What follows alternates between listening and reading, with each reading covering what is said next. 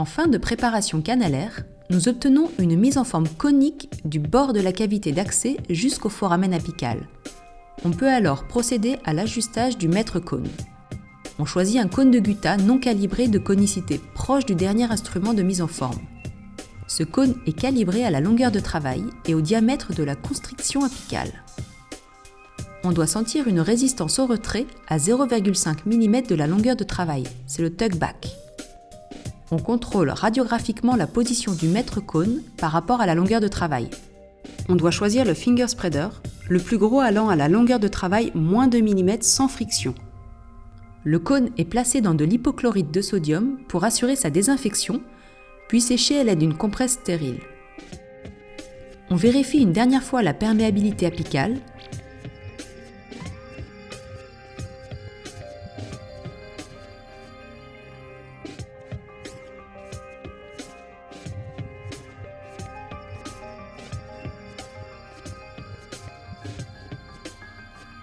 puis on rince abondamment le canal à l'hypochlorite.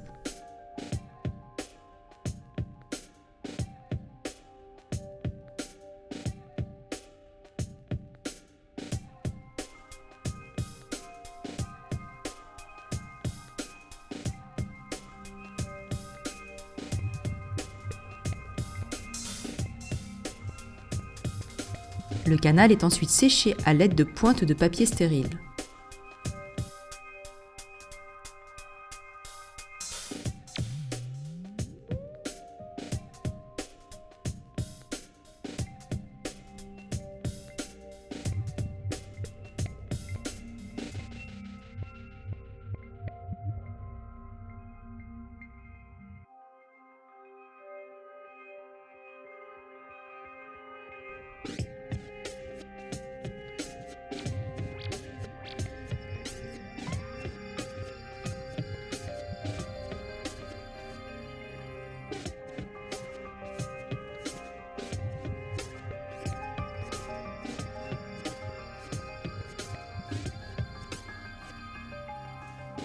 Une petite quantité de ciment est déposée dans le canal, soit avec une lime, soit avec une pointe de papier stérile ou un cône de Gutta décontaminé.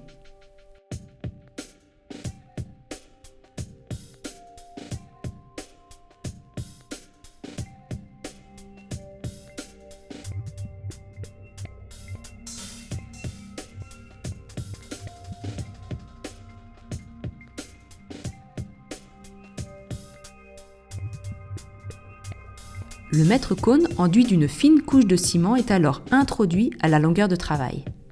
Il est comprimé latéralement avec un fouloir de diamètre adapté à la longueur de travail moins 2 mm.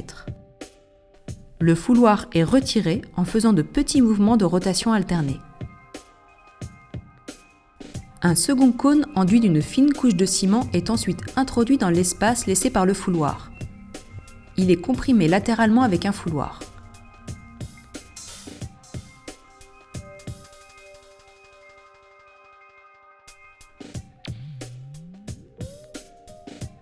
Si besoin, un troisième ou un quatrième cône sont introduits de la même manière jusqu'à combler tous les espaces canalaires.